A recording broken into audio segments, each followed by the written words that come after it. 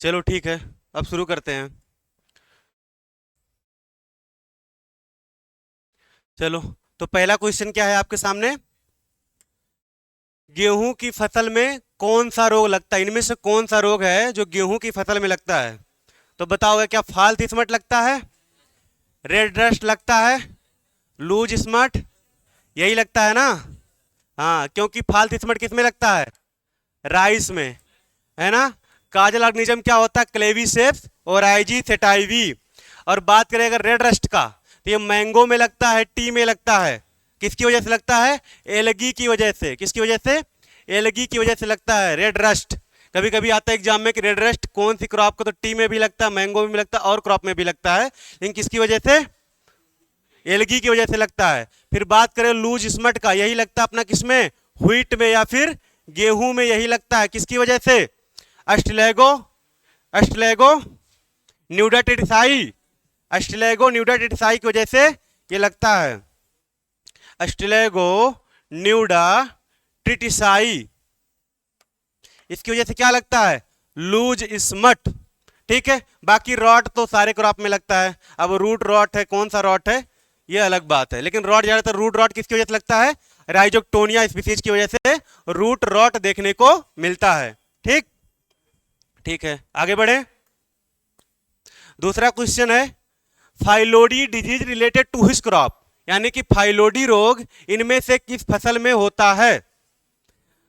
तो क्या वो लाइनम एस्टिसमम में होता है, क्या वो कारथेमस टिंगटोरियस में होता है, क्या वो हेलियंथस एन्नस में होता है, या सिस्मम इंडिकम में? किस में होता है? सिस्मम इंडिकम, यानी कि तिल में होता है। सिस्मम इंडिकम का मतलब तिल में, क्योंकि सिस्मम इंडिकम किसका बोटेनिकल नेम है? तिल का। ठीक है, और इसकी फैमिली क्या होती है? पेडालिएसी होती है इसकी फैमिली, पेडालिएसी। और ये फाइलोडी डिजीज होता है किसकी वजह से होता है? माइकोप्लाज्मा की वजह से होता है। फाइलोडी डिजीज जो होता है वो माइकोप्लाज्मा की वजह से। इसको कंट्रोल कैसे करते हैं? टेट्रासाइक्लिन के द्वारा इसको कंट्रोल कर सकते हैं।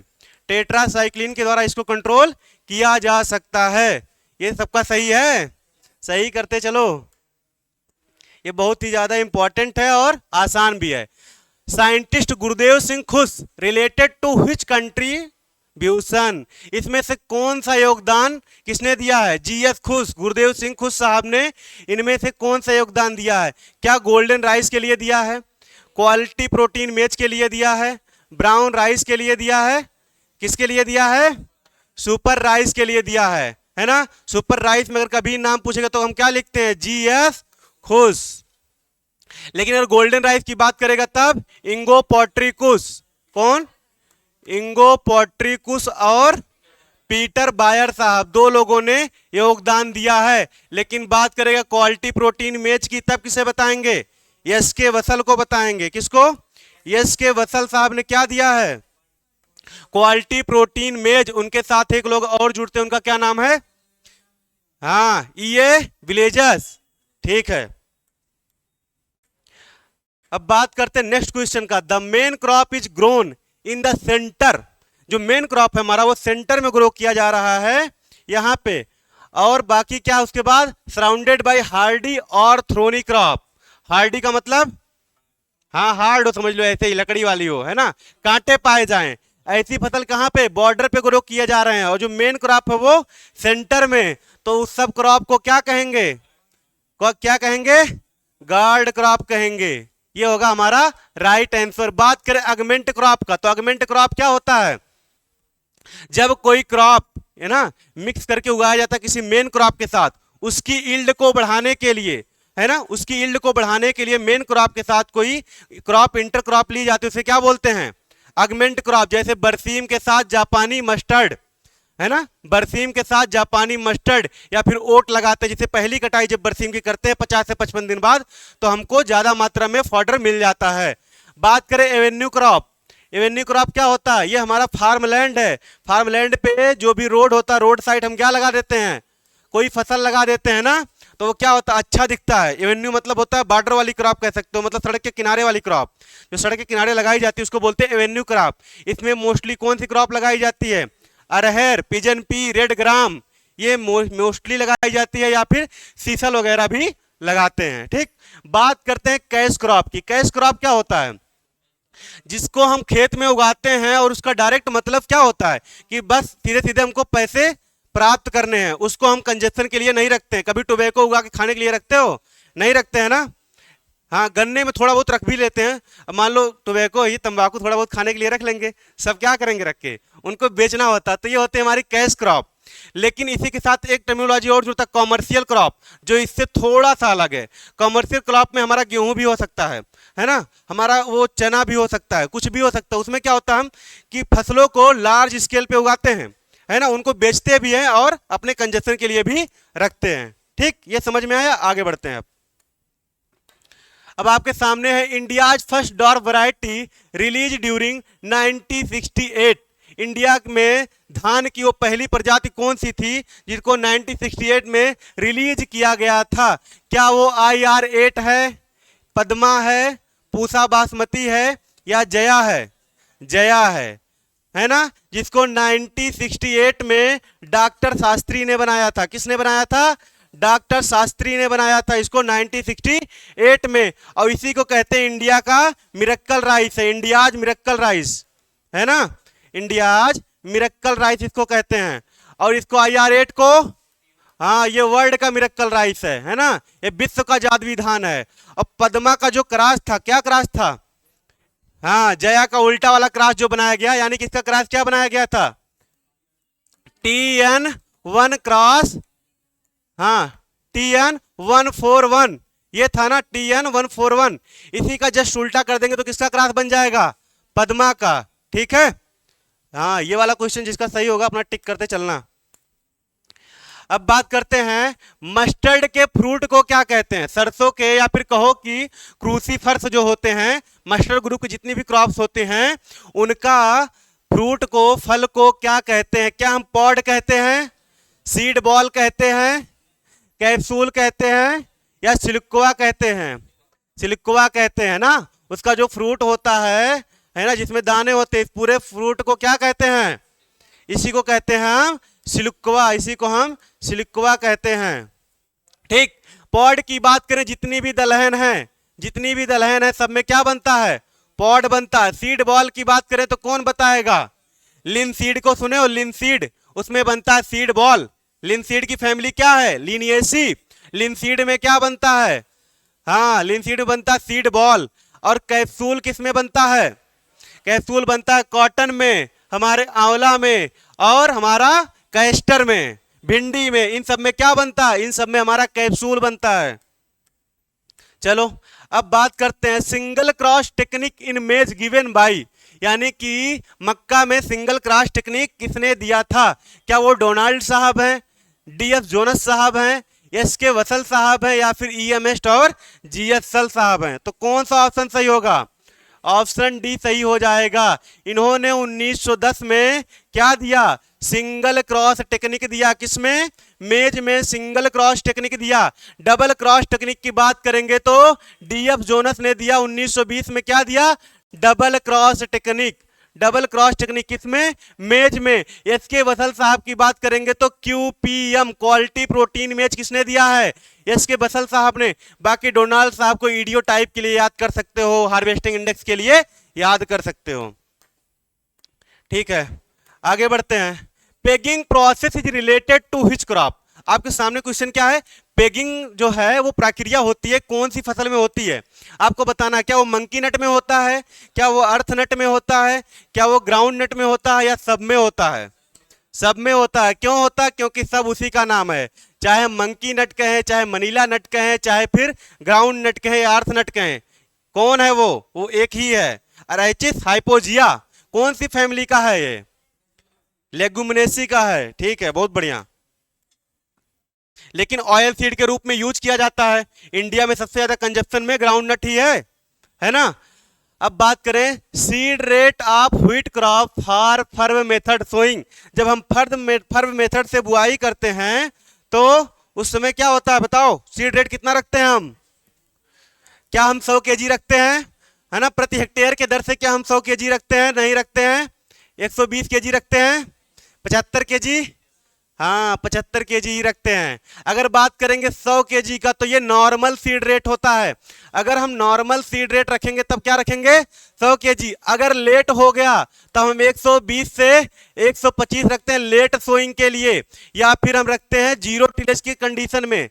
जीरो टिलेज की कंडीशन में भी कितना रखते हैं 120 से 125 रखते हैं, लेकिन फर्ब की बात करेगा तब 75 रखेंगे। अगर बात करेगा फर्ब के अलावा एक और होता है डिबलर विधि से, तब कितना करेंगे, हाँ 25 से 30 केजी, तब हम 25 से 30 केजी पर हेक्टेयर के हिसाब से बुआई करते हैं।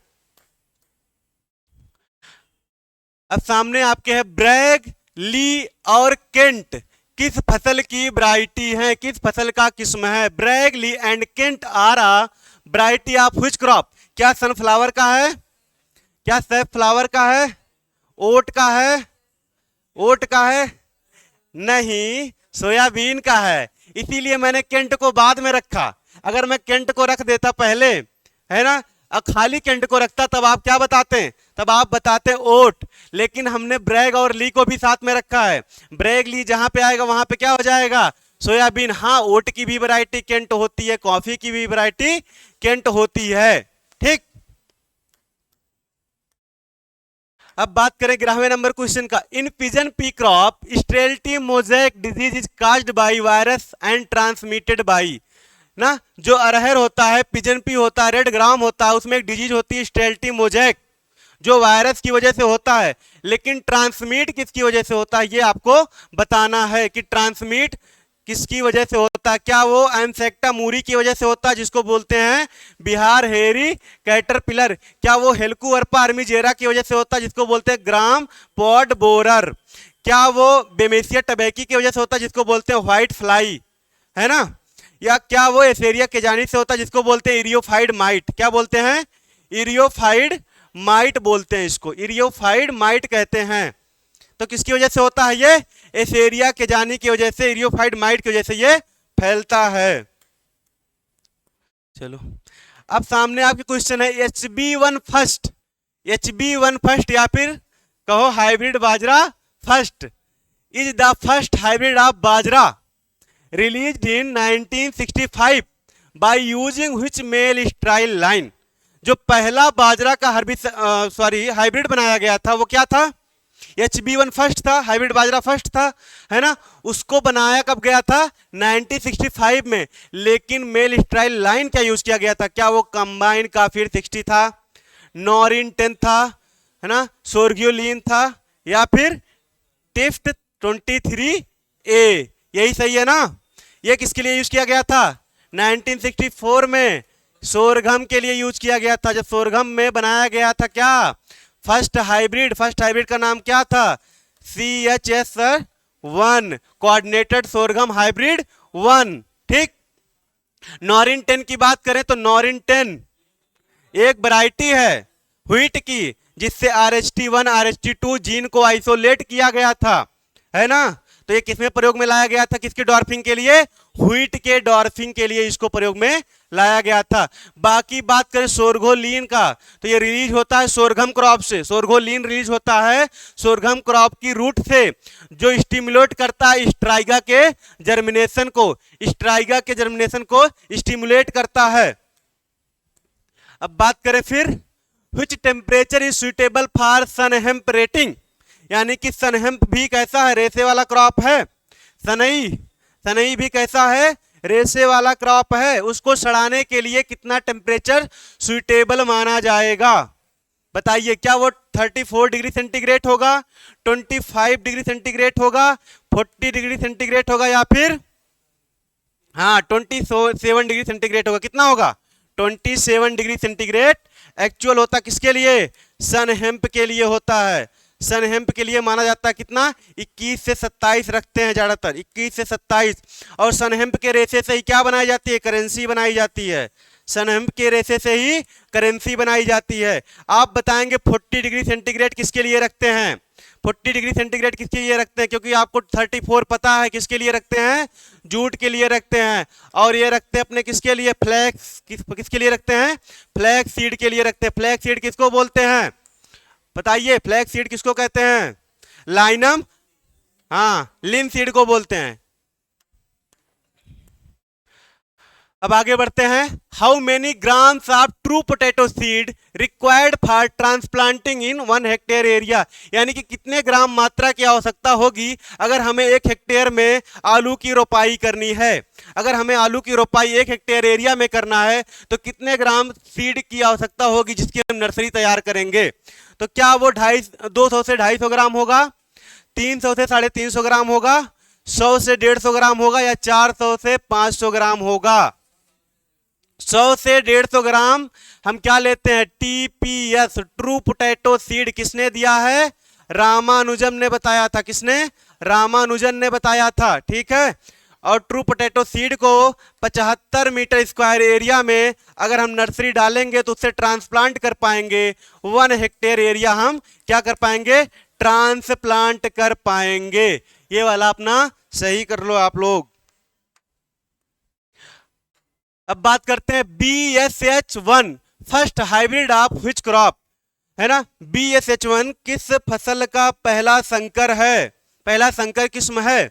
क्या वो फ्लावर का है, सोयाबीन का है, या फिर ग्राउंड नट का है, या फिर सनफ्लावर का है। तो ये आपका सनफ्लावर का है ना, क्योंकि इसका होता है DSH129। इसका जो फर्स्ट हाइब्रिड है सनफ्लावर का वो होता है DSH129। और जब बात करेंगे अपने किसका, सनफ्लावर का, तो क्या होगा, BSH1। चलो अब बात हो रही है क्रॉपिंग पैटर्न, है ना, in interaction with resources technology and environment. जो हमारा क्रॉपिंग पैटर्न है वो किसके साथ इंटरेक्शन कर रहा है, बताओ, रिसोर्स, टेक्नोलॉजी और इन्वायरमेंट के साथ। तो फिर उसे क्या कहेंगे, क्या हम कहेंगे, इंटेंसिव फार्मिंग कहेंगे, मल्टीपल क्रॉपिंग कहेंगे, क्रॉप रोटेशन कहेंगे, या फिर क्रॉपिंग सिस्टम कहेंगे। मैंने बार बार बताया जहां पे आएगी बात सिस्टम बैठाने की तो रिसोर्स चाहिए, हमको रिसोर्स चाहिए, इन्वायरमेंट चाहिए। इन सब के साथ जब हम मैनेजमेंट करेंगे तो उसी को क्या बोलेंगे, उसी को हम कहेंगे फसल प्रणाली या फिर क्रॉपिंग सिस्टम। अब बात करें द रोटेशन इंटेंसिटी ऑफ मेज, व्हीट प्लस चिकपी और मूंग। तो क्या वो 200% होगा, 250% होगा, 300% होगा, 400% होगा, है ना। ऐसे ही बोल दो ना, ऐसे ही बोल दो, क्योंकि इसका फार्मूला क्या होता है, CRI का, है ना। CRI का क्या होता है, नंबर ऑफ क्रॉप्स बटा में ड्यूरेशन। ड्यूरेशन किस में होता है, ईयर में देखा जाता है, ड्यूरेशन इंटू 100। तब इसको देखो कितनी फसल बन रही है, मेज एक हो गया, व्हीट प्लस चिकपी एक साथ उगाया जा रहा है, इंटरक्रॉपिंग करके एक ही फसल गिनेंगे तो 2 फसल हो गया, और मूंग 3 फसल हो गया। तो नंबर ऑफ क्रॉप कितने हो गए, 3।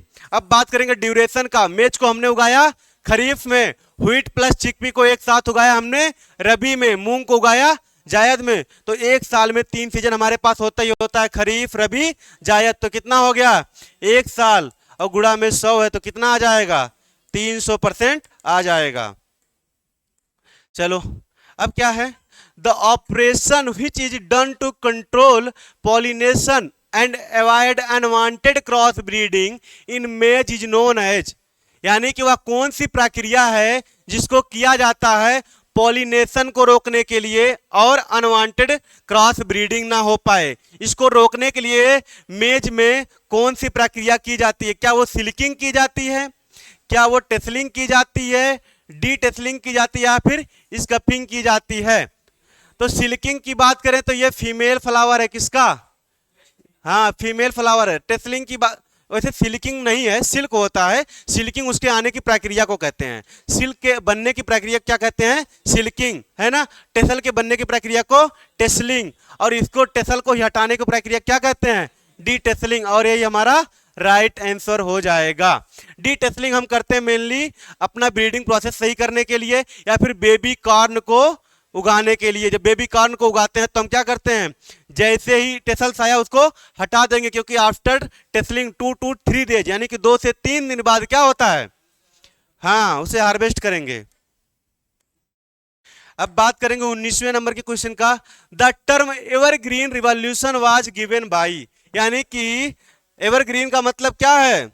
सदाबहार, है ना। जो सदाबहार हो उस प्रकार का क्रांति के लिए टर्म किसने दिया था? क्या विलियम एस गॉड साहब ने दिया था? क्या जीबी ट्रिपलेट साहब ने दिया था?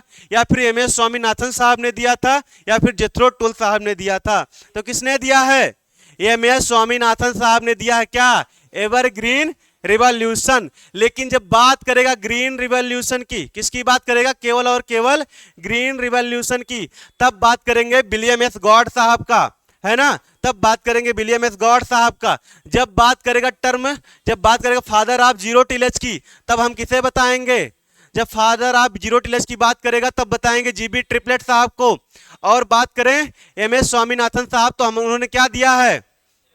एवरग्रीन रिवॉल्यूशन टर्म दिया है। और इंडिया में हरित क्रांति के जनक भी यही है, मौनकोम्बु विश्वनाथ स्वामीनाथन साहब।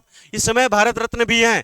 अगर जेथरो टुल साहब की बात करें तो भैया बीड और टिलेज के पितामह कौन है? जीरो टिलेज की पितामह नहीं है। बीड और जीरो टिलेज टर्म इन्होंने दिया था, लेकिन फादर कौन है?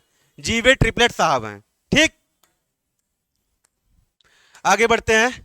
Scientist Jennings is related to which crop ideotype, कि जेनिंग साहब ने, या वैज्ञानिक है जेनिंग साहब, उन्होंने किस फसल में इडियोटाइप दिया था? वैसे तो इडियोटाइप का पितामह कौन है?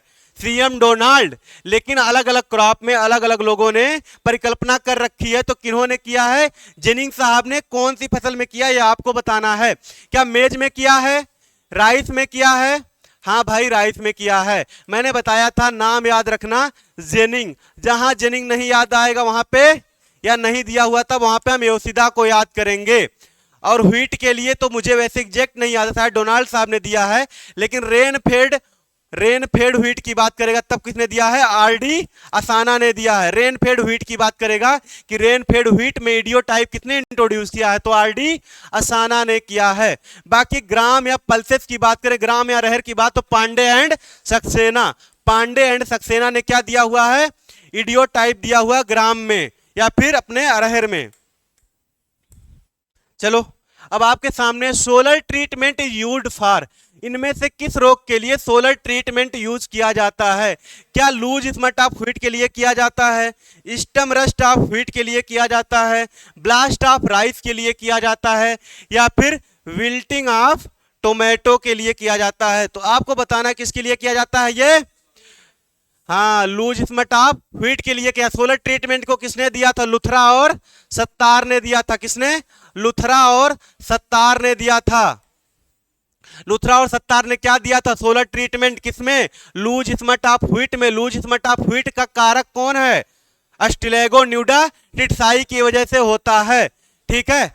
और बात करें स्टेम रस्ट, स्टेम रस्ट किसकी वजह से लगता है व्हीट में? ब्लैक रस्ट या फिर स्टेम रस्ट किसको बोलते हैं? अस्टिलेगो, हाँ, पक्सीनिया आएगा, याद रखना। जहां पे रस्ट की बात होगी वहां पक्सीनिया, जहां पे बात होगी स्मट की वहां पे अस्टिलेगो आएगा। तो अस्टिलेगो केवल लूज स्मट के लिए आएगा। इसके लिए हमारा क्या आएगा? पक्सीनिया ग्रेमिनिस टिटिसाई। पक्सीनिया ग्रेमिनिस टिटिसाई की वजह से क्या होता है? ब्लैक रस्ट या फिर स्टेम रस्ट। ब्लैक रस्ट या फिर स्टेम रस्ट या फिर इसी को कहते हैं लेट रस्ट, क्योंकि सबसे लेट यही वाला लगता है। ठीक। ब्लास्ट ऑफ राइस की बात करें तो किसकी वजह से होता है? पायरिकुलेरिया और आईजी की वजह से होता है। पायरिकुलेरिया और आईजी की वजह से होता है ब्लास्ट ऑफ राइस, जिसको बोलते हैं रिच मैन डिजीज। ठीक। बिल्टिंग ऑफ टोमेटो बताना आपको किसकी वजह से होता है। ठीक है, ये होता है फ्यूजेरियम स्पीसीज की वजह से। बहुत बढ़िया, फ्यूजेरियम स्पीसीज की वजह से होता है। फ्यूजेरियम ऑक्जिस्पोरियम पीवी सोलेनाई। चलो, अब बताना suitable age of paddy seedling, seedling होगा, सीडिंग नहीं होगा, for transplantation in normal kharif season. यानी कि खरीफ में, अमन में करते हैं ना, खरीफ में या फिर अमन में जब हम क्या करेंगे? ट्रांसप्लांटिंग करेंगे राइस की, उस समय क्या एज होगा उस सीडलिंग का, उस नवोद्भिद का क्या एज होना चाहिए? क्या वो 21 से 25 दिन होना चाहिए? हाँ बिल्कुल, 21 से 25 दिन ही होना चाहिए। नॉर्मल ट्रांसप्लांटिंग के लिए 21 से 25 दिन होता है। लेकिन जब हम करते हैं कब? जब हम लेट करते हैं तो फिर ये थोड़ा सा बढ़ जाता, 25 से 30 दिन कर सकते हो, है ना। बाकी 15 दिन कुछ नहीं होता है, 14 दिन पे करते हैं किसमें हम, डेपोग में, है ना। और 8 से 12 मान लो, या फिर 12 दिन किसमें करते हैं, ये दिया, ये डेपोग का ये सही है ना, ये कर सकते हो। और 8 से 12 हम करते हैं एसआरआई में, ठीक है। अब बात करते हैं which scientist is related to which wheat breeding, गेहूं के ब्रीडिंग के लिए या फिर प्रजनक कौन है, गेहूं के प्रजनक कौन है जिन्होंने गेहूं में ब्रीड वगैरह बनाया हुआ है, वैरायटी बनाई हुई है। क्या वो यशोदा साहब हैं, क्या वो एस डी सिंह हैं, क्या वो बीपी पाल हैं, या डोनाल्ड हैं, बताओ भाई। देखो यशोदा को तो हम जानते हैं, राइस एग्रोनॉमी वगैरह इनके साथ में है ना। लेकिन एस डी सिंह को हम नहीं जानते कि इन्होंने क्या किया है, इनका नाम कैसे है, आज पहली बार सुन रहे हैं एस डी सिंह है।